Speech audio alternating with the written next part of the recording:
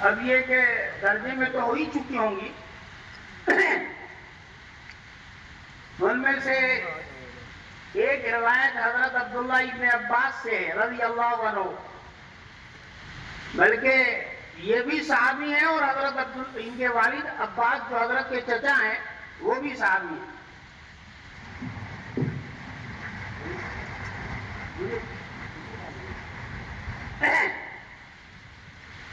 تو حضرت عبداللہ ابن عباس کی روایت ہے کہ اللہ کے رسول صلی اللہ علیہ وسلم نے فرمایا، وہی پانی دو کہ اللہ رب العزت نے معاف کر دیا ہے اس امت اور میری امت کی غلطیوں کو اور نسیان کو. آپ حضرات جانتے ہیں نسیان میں اور خطا میں تھوڑا سا فرق ہے. آپ جانتے ہیں کہ رمضان کے مہینے میں روزے کی نیت کر کے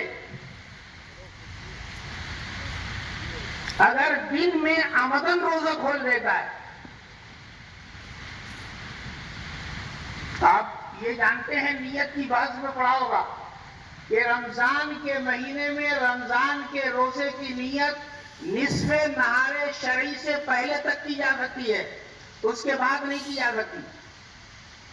رمضان کے مہینے کے روزے چھوٹے ہوئے ہوں، شوال ذوالقعدہ میں یا کبھی رکھیں تو اس کی نیت طلوع فجر صادق کے پہلے تک کی جا سکتی ہے، اس کے بعد نہیں. رمضان کے مہینے میں آپ نے روزے رکھے تھے، نیت بھی کر لی تھی، اور دن کے اندر آمدن جان بوجھ کر کے روزہ خراب کر دیا، روزہ توڑ دیا، کھا لیا پی لیا، تو اسی صورت میں بقول امام ابو حنیفہ کے 61 روزے رکھنے پڑیں گے. روزہ فاسد بھی ہو گیا، قضا بھی کرنی ہے اور کفارہ بھی ہے. 3 چیزیں. روزہ فاسد ہوا، قضا بھی کرنی ہے، کفارہ بھی دینا ہے. دوسری شکل یہ ہے کہ آپ کی گھڑی خراب تھی یا آپ کی آنکھ خراب تھی،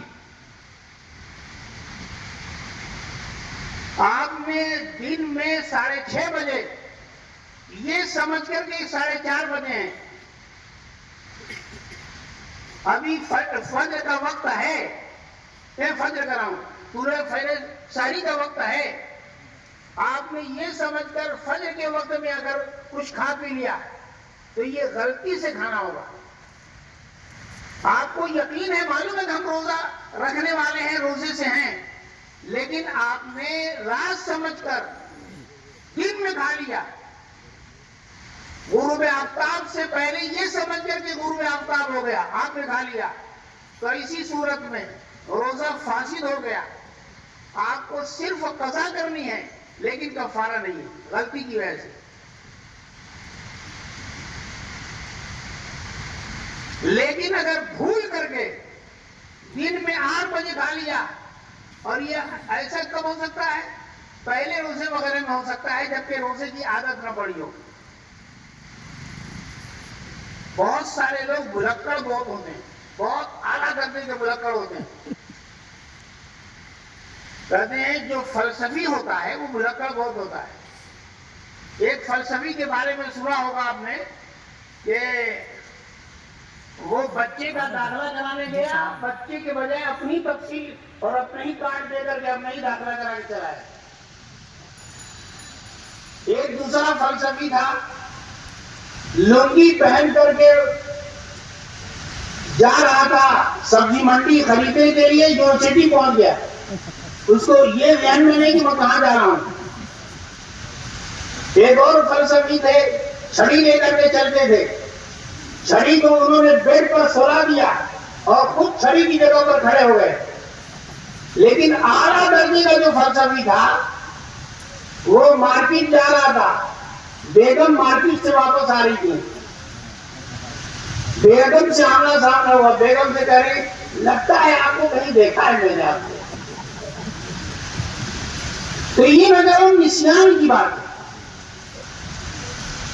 اگر رمضان کے مہینے میں روزہ رکھ کر کسی نے دن کے اجالے میں بھول کر کے کھا لیا تو نہ تو روزہ خراب ہوا، نہ تو قضا کرنا ہے، نہ تو کفارہ دینا ہے.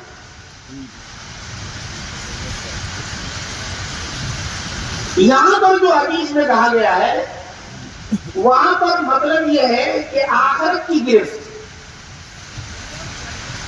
دنیا کا مسئلہ نہیں ہے. دنیا میں آپ جانتے ہیں، آپ نے پڑھیں گے انشاءاللہ دیت کے مسئلے میں، اگر کسی کو غلطی سے قتل کر دیں گے، قتل خطا کی دیت ہے، پوری دینی پڑے گی آپ کو. اللہ یہ کہ سامنے والے کے گھر کے لوگ معاف کر دیں الگ بات ہے، لیکن قتل خطا کی دیت ہوتی ہے.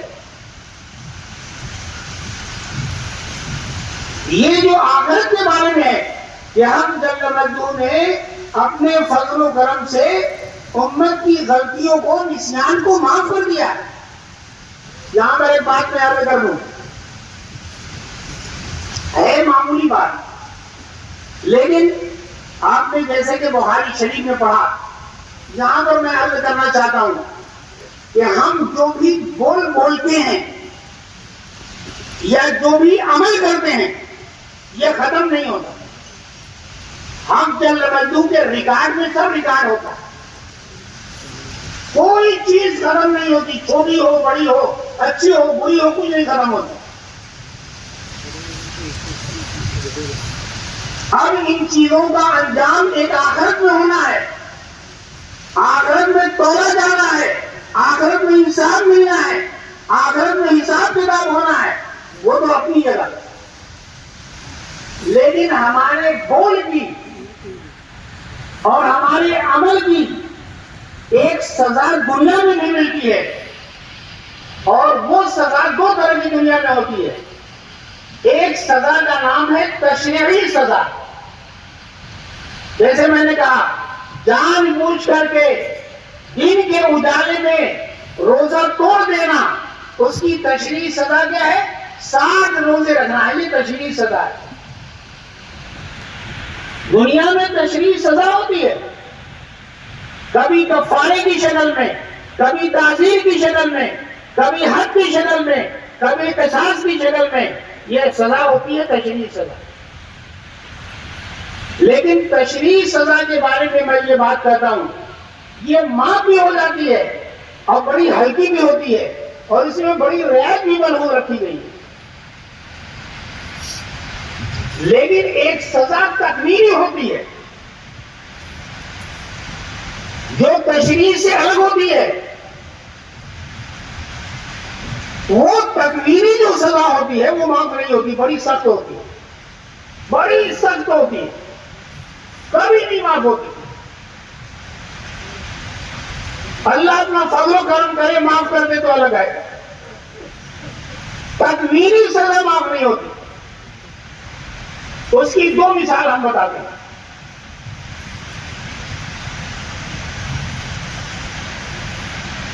اللہ کے رسول صلی اللہ علیہ وسلم نے فرمایا کہ اگر کوئی آدمی کسی کی مصیبت پر خوش ہوتا ہے، جس کو شماتت کہتے ہیں، اگر کوئی آدمی کسی کی مصیبت پر خوش ہوتا ہے، کسی کی بیماری پر خوش ہوتا ہے، کسی کی پریشانی پر خوش ہوتا ہے، جس کو عربی زبان میں شماتت کہتے ہیں، اللہ کے رسول صلی اللہ علیہ وسلم نے فرمایا خطرہ اس بات کا ہے کہ سامنے والے کی بیماری، سامنے والے کی مصیبت ختم ہو جائے، بہنی اسی مصیبت اور اس بیماری میں یہ مبتلا ہو جائے.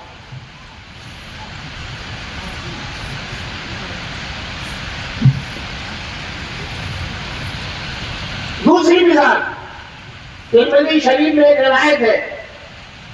امام ترمذی نے اس روایت کو نقل کرنے کے بعد ایک جملہ پڑھایا ہے، لیکن حدیث میں وہ جملہ نہیں ہے.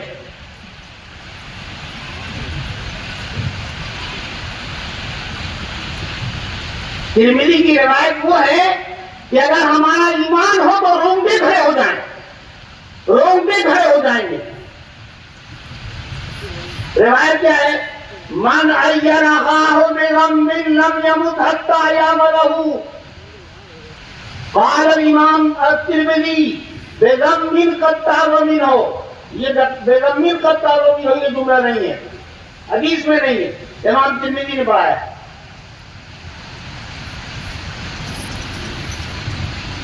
امام ترمذی کے اضافے کے بعد حدیث کا ترجمہ یہ ہے کہ اگر کسی سے کوئی غلطی ہو گئی، کسی سے کوئی گناہ ہو گیا، کسی سے کوئی قصور ہو گیا اور اس نے حق جل مجدو کے حضور میں توبہ کر لیا، لیکن آپ معاف کرنے میں تیار نہیں ہیں، اللہ نے معاف کر دیا ہے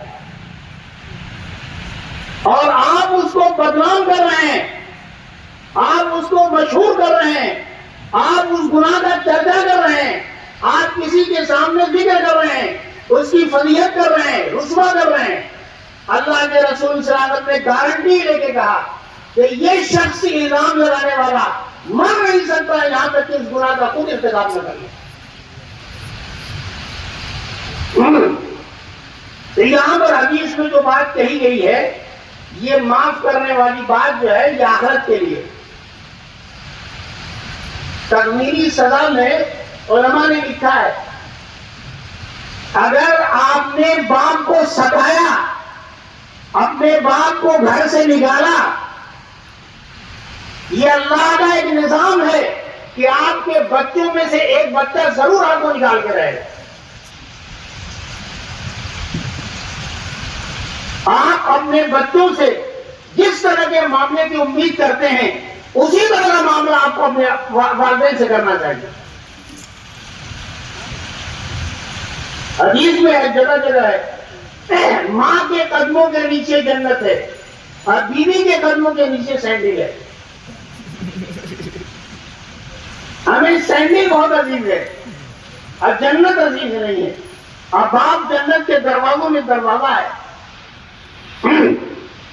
تو فرماتے ہیں اللہ نے معاف کر دیا ہے میری امت کی غلطیوں کو، میری امت کے نسیان کو، اور جو گناہ ان سے زبردستی ہوا ہے، جو اقرار سے وہ مجبور کر دیا گیا. آپ نے پڑھا ہوگا، پڑھیں گے انشاءاللہ کہ اگر کسی سے زنا بھی بالجبر کیا گیا اس پر حد نہیں ہے. بہرحال یہ مختصر سی گزارشات تھی. مجھے بتایا گیا تھا کہ آپ کو 1 بجے سے 1:30 بجے تک آدھے گھنٹے میں اپنی بات ختم کرنی. وقت ختم ہونے کے بعد بات شروع ہوئی. میرے لیے انکساری سے ایک بات کہتا ہوں کہ ان حدیثوں پر بات کرنا چاہیں، ان راویوں پر بات کرنا چاہیں، صحابہ کی زندگی میں بات کرنا چاہیں تو یہ مختصر مجلس اس کے لیے ناکافی ہے. میں عزیز بچوں سے آخری بات کہنا چاہتا ہوں.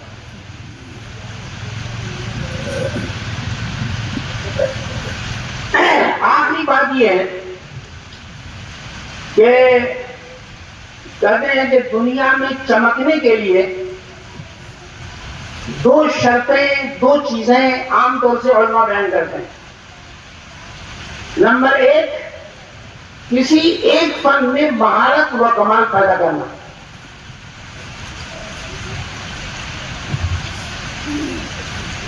بلکہ میں کہا کرتا ہوں کہ لفظ شیخ الحدیث کا مطلب کیا ہے؟ فن حدیث کا کامل، یعنی حدیث کی ہر بات جانتا ہے اور حدیث کے لیے ضروری علوم فنون کا کچھ جانتا ہے. سب کچھ اور کچھ کا نام شیخ الحدیث ہے. یہ شیخ الحدیث کی جو اصطلاح انڈیا میں چلی ہے، یہ حضرت رحمت اللہ علیہ، حضرت مولانا صاحب رحمت اللہ علیہ فرماتے تھے کہ ایسا لگتا ہے کہ حضرت شیخ الحدیث مولانا زکریا صاحب رحمت اللہ علیہ کے لیے بنی ہے. ورنہ پہلے جو صدر مدرس ہوتا تھا وہی بخاری پڑھاتا تھا. بعد میں اصطلاح بن گئی کہ جو بخاری پڑھائے گا وہ شیخ الحدیث کرائے گا. اب ایک نئی اصطلاح وہیں سے چلی کہ شیخ اول ایک ہوتا ہے، شیخ ثانی ایک ہوتا ہے. لیکن میں بتاتا ہوں شیخ الحدیث کا اصلی معنی کیا ہے. پڑھنے حدیث کا کامل بمانا سب کچھ جاننے والا، اور اس کے لیے ضروری علوم فنون کا کچھ جاننے والا، حدیث کی ہر بات جانے اور حدیث کے لیے ضروری علوم فنون کا کچھ جانے۔ اور ایک آدمی شیخ الحدیث ہے، حدیث کی ہر بات جانتا ہے، جغرافیہ بالکل نہیں جانتا۔ اب جو ہے حدیث میں جب آئے گا مقام شریف، اللہ کے رسول صلی اللہ علیہ وسلم 25 ذی-القعدہ سنیچر کو مدینے سے نکلے، 3 ذی-الحجہ سنیچر کو مقام شریف میں پہنچے، تو یہ سمجھے گا کہ شریف جو اسلام پور کے بغل میں کوئی جگہ ہو۔ جغرافیہ تھوڑی سی جانے گا تو جانے گا کہ مکے سے جتنی دور عرفات ہے اتنی ہی دور جعرانہ ہے، اتنی ہی دور حدیبیہ ہے، اتنی ہی دور شریف ہے، جانے گا۔ تو عزیز بچوں، آپ کو کسی فن کا شیخ بنانا، کامل بننا ہے، یعنی اس فن کی ہر بات جاننا ہے اور اس کے لیے ضروری علوم فنون کا کچھ جاننا ہے۔ دوسری چیز کیا ہے؟ اخلاص ہے، اللہ کی رضا کے لیے، عمل کے لیے۔ ایک بات میں کہا کرتا ہوں، نیت وہ مبارک جذبہ ہے کہ نیت کی اچھائی سے دنیا کا کام دین کا کام بن جاتا ہے، اور نیت کی خرابی سے دین کا کام دنیا کا کام بن جاتا ہے۔ یہاں عالم بیٹھے ہوئے پوچھے، اگر کوئی آدمی علم طب حاصل کرتا ہے خدمت خلق کی نیت سے، خدا کی قسم وہ دین کا علم ہے۔ اگر کوئی مولوی بنتا ہے، مقصد ہے اخبار میں چھپنا، شہرت حاصل کرنا، دنیا کمانا، یہ دنیا کا علم ہے، دین کا علم نہیں۔ تو نیت صحیح ہونا چاہیے۔ ہمارے بزرگ کہا کرتے تھے کہ اگر دونوں چیزیں ہیں تو آپ دنیا میں چمکو گے، آپ خدا نہیں بن سکتے، رسول نہیں بن سکتے، سب کچھ بن سکتے ہو، لیکن میں سمجھتا ہوں کہ اس کے علاوہ بھی کچھ چیزیں چاہیے۔ بہت تفصیلی بات ہے، میں ایک بات آ کر کے بات ختم کر دوں۔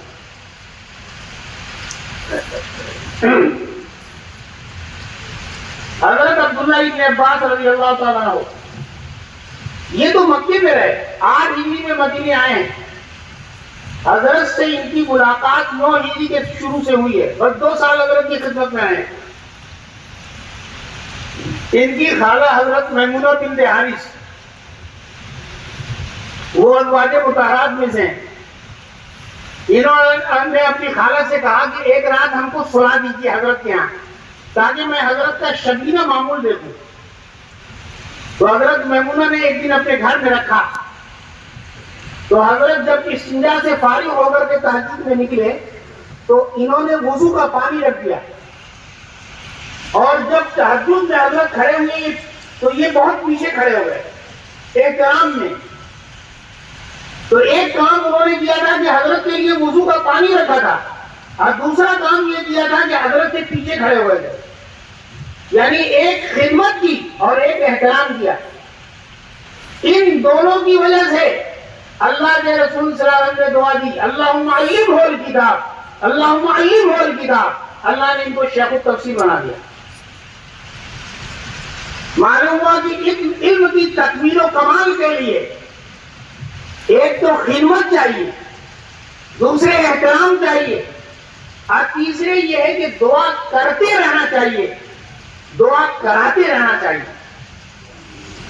آپ حدیث میں پڑھیں گے کہ حضرت ابو ہریرہ رضی اللہ تعالیٰ عنہ 26 سال کی عمر میں حضرت کے یہاں 4 سال رہے، 30 سال کے تھے جب حضرت ابو ہریرہ، تو حضرت کا وصال ہو گیا، 4 سال رہے۔